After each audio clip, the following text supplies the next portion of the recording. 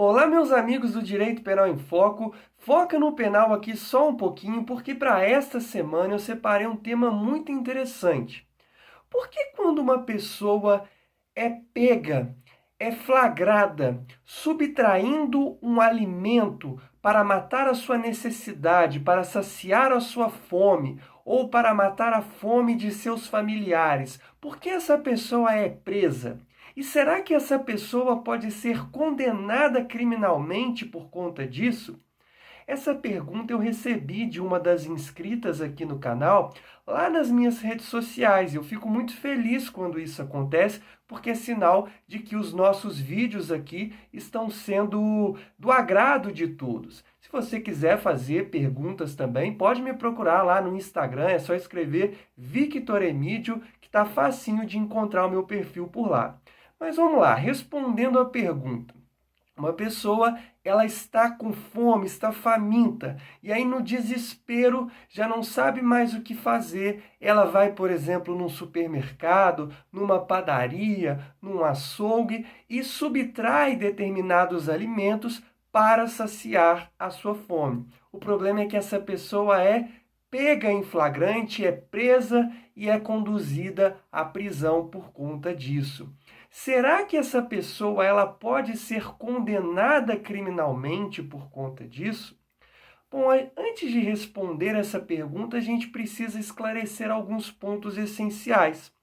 Essa conduta de um indivíduo, de um ser humano no auge do desespero, vir a subtrair alimentos para saciar a sua fome, para alimentar os seus filhos, para alimentar alguém, uma pessoa querida, uma pessoa próxima, é chamada pelos autores do direito penal de furto famélico.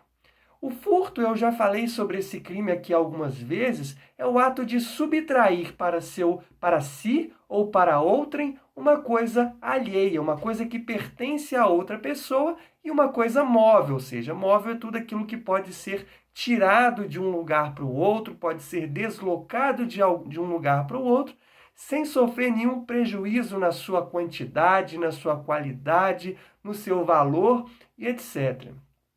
Essa figura do furto famélico, ela é extremamente delicada, é um assunto bastante interessante, mas ao mesmo tempo extremamente delicada. Delicada por quê? Porque na teoria, a prática do furto famélico, ela permite sim a absolvição do indivíduo caso ele venha a ser processado, caso ele venha a ser denunciado criminalmente pelo Ministério Público justamente por essa prática de furto. Então, via de regra, se o sujeito vier a ser denunciado, há uma possibilidade sim de que ele venha a ser absolvido. E também existe a possibilidade de que às vezes ele nem venha a ser denunciado, de que simplesmente se opte por arquivar eventual investigação que tenha sido instaurada para apurar a conduta desse indivíduo. Então pode ser que do furto famélico, simplesmente o eventual inquérito policial instaurado seja arquivado, e aí ele não vai sofrer nenhum tipo de punição, ou caso seja oferecida uma denúncia pelo Ministério Público, existe uma grande possibilidade que esse indivíduo venha a ser absolvido. Mas absolvido por quê? Porque há um entendimento que nesses casos de extrema necessidade, de desespero, o agente, o sujeito, ele age amparado, melhor dizendo, por uma causa excludente de ilicitude chamada de estado de necessidade. Quando a gente fala em causas excludentes de ilicitude, a mais conhecida delas é a legítima defesa, mas a legítima defesa não é a única. Na legítima defesa, o agente ele tem que repelir uma injusta agressão. Então, se, por exemplo, eu estou sendo agredido de uma forma injusta, eu tenho essa possibilidade de repelir, de me defender, claro, desde que eu seja moderado nessa minha repulsão à agressão que eu esteja sofrendo. Eu não posso agir com excesso, porque se eu agir com excesso, eu vou responder por esse excesso. Então, se eu estou sendo agredido, via de regra, eu tenho que repelir essa injusta agressão com outra agressão. Eu não posso simplesmente matar o indivíduo que está me agredindo, a não ser que não haja outra forma de me livrar das agressões dele. Já no estado de necessidade, quando se fala em estado de necessidade, nós estamos trabalhando com a ideia de um sacrifício. O indivíduo ele está numa situação de perigo e ele precisa fazer uma escolha. Para salvar determinado bem, eu preciso sacrificar outro.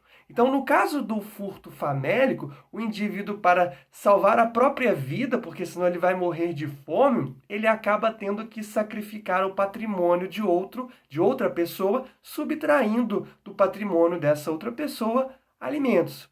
Tá? Basicamente é essa a diferença entre o estado de necessidade e a legítima defesa.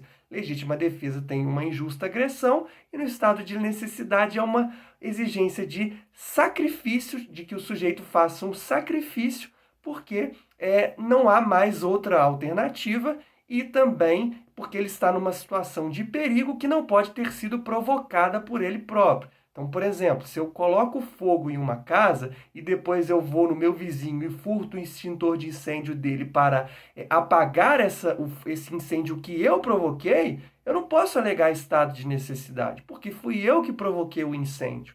Agora, no caso aqui do furto famélico, via de regra, não foi o próprio sujeito que provocou o estado de miserabilidade no qual ele se encontra.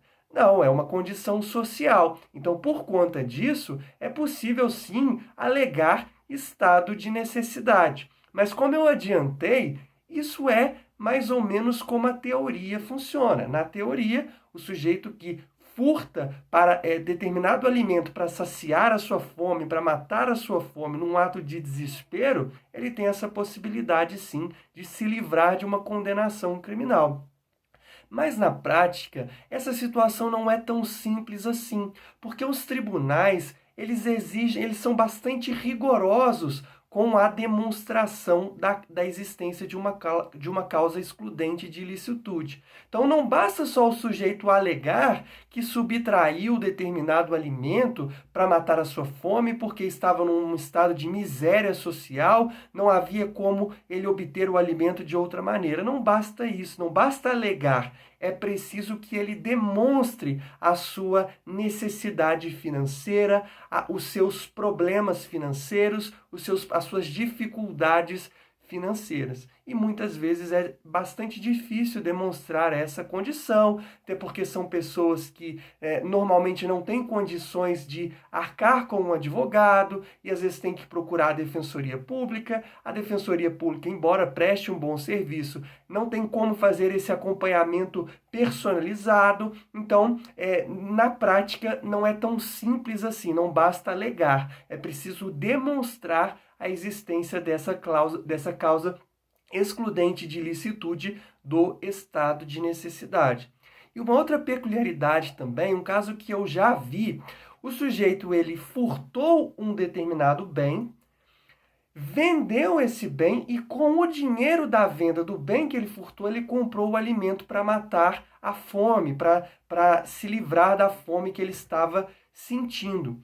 E nesse caso, o Tribunal de Justiça de Minas Gerais entendeu que não haveria ali de se aplicar a excludente de ilicitude do estado de necessidade e não se poderia reconhecer o furto famélico. Nesse caso específico, o Tribunal de Justiça entendeu ali que ele deveria ter subtraído por exemplo, subtraído o alimento diretamente e consumido esse alimento diretamente. Ele não poderia vender para depois comprar o alimento e depois matar a fome dele. Nesse caso em particular, o Tribunal de Justiça afastou essa possibilidade de reconhecimento do furto famélico.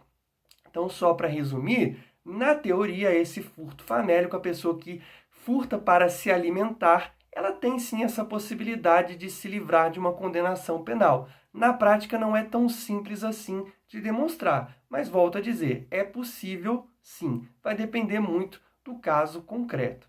Gostou do vídeo? Curta, compartilhe, comenta aqui embaixo a sua opinião sobre esse assunto, estou curioso para saber. Muito obrigado e até o próximo vídeo. Olá, o Barbacena Online convida você para participar de nosso canal. É muito fácil, curta o vídeo, clique no botão de se inscrever aqui embaixo e no sininho para receber notificações sempre que tivermos um novo vídeo. Aqui tem conteúdo de qualidade.